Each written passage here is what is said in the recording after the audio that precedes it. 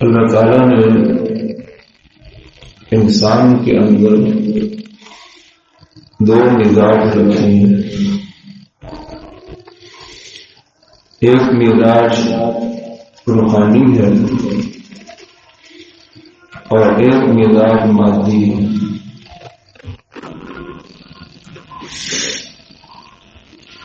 روحانی مزاج انسان کے اندر اس بات کا تقاضا کرتا ہے کہ جو اللہ کی مرضیات ہے اس پر تو زندگی گزارو. جو تمہارا خالق ہے اور جو تمہارا مالک ہے، جو تمہارا رب ہے، اس کی رضا کو تم مقدم رکھو اور اس کی رضا والے اعمال کو تم اختیار کرو. یہ انسان کا روحانی مزاج کا تقاضا ہے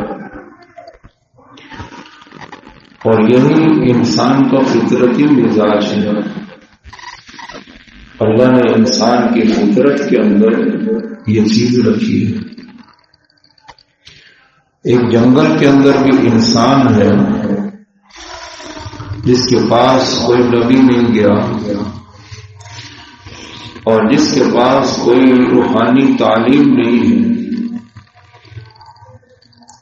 جنگل کا رہنے والا ہے، تو اس کے مزاج کے اندر بھی یہ بات پیدا ہوتی ہے کہ تمہارا خالق اور مالک کون ہے اور وہ تم سے کیا چاہتا ہے.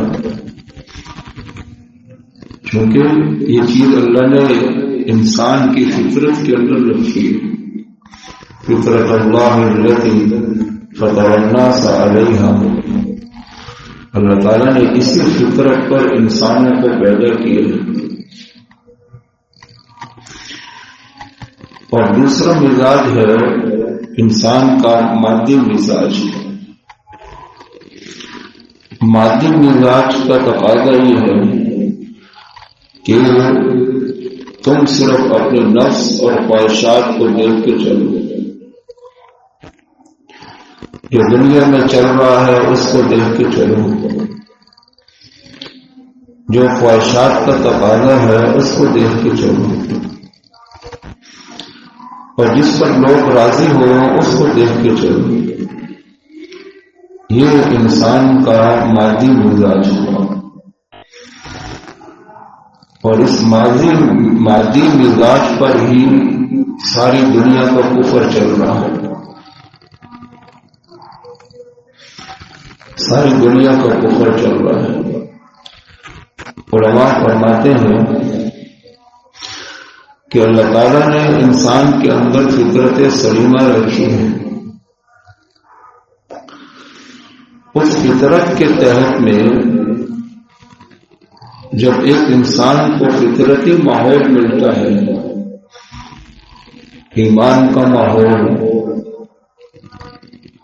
اعمال کا ماحول، اللہ کی مرضیات پر چلنے کا ماحول،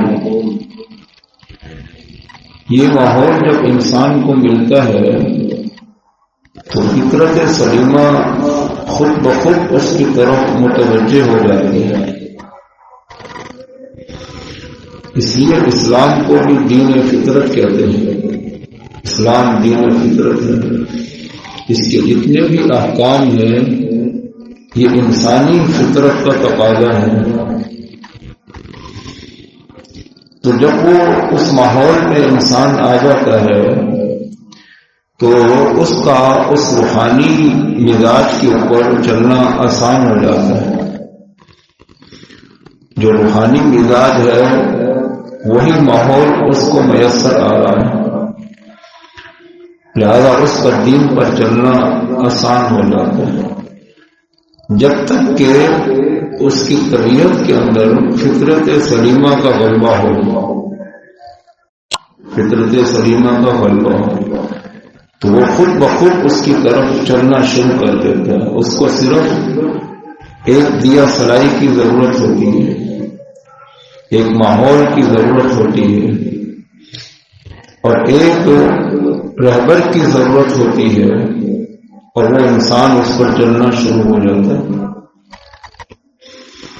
جیسے حضور علیہ السلام مدینہ میں تشریف لائے تو مدینہ کے اندر ایک ماحول قائم ہوا،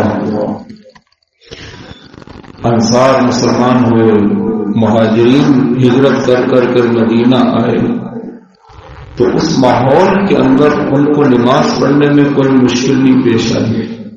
کسی صحابی نے آ کر یہ نہیں کہا کہ مجھ سے فجر کی نماز نہیں پڑھی جاتی۔ ابھی تک کوئی مثال، کوئی حدیث ایسی نہیں آئی کہ کسی صحابی نے کہا ہو یا رسول اللہ فجر میں نہیں اٹھا جاتا۔ کیوں کہ فطرت سلیمہ کے مطابق ایک ماحول ان کو مل گیا جس کی طلب ان کو برسوں سے تھی، تو جو احکامات آتے گئے فوراً ان پر عمل ہونا شروع ہو گئی، یہاں تک کہ جو ان کی رگوں کے اندر چیز چل رہی تھی شراب، تو جب اس کی حرمت کا حکم آیا تو مدینہ شریف کے اندر شراب ایسے بہ رہی تھی جیسے بارش کا پانی بہتا ہے۔ جو ان کی رگوں کے اندر اتری ہوئی چیز جو ہے اس کا یہ عالم ہے کہ اللہ کے ایک حکم پر انہوں نے ساری شراب کو بہا دیا۔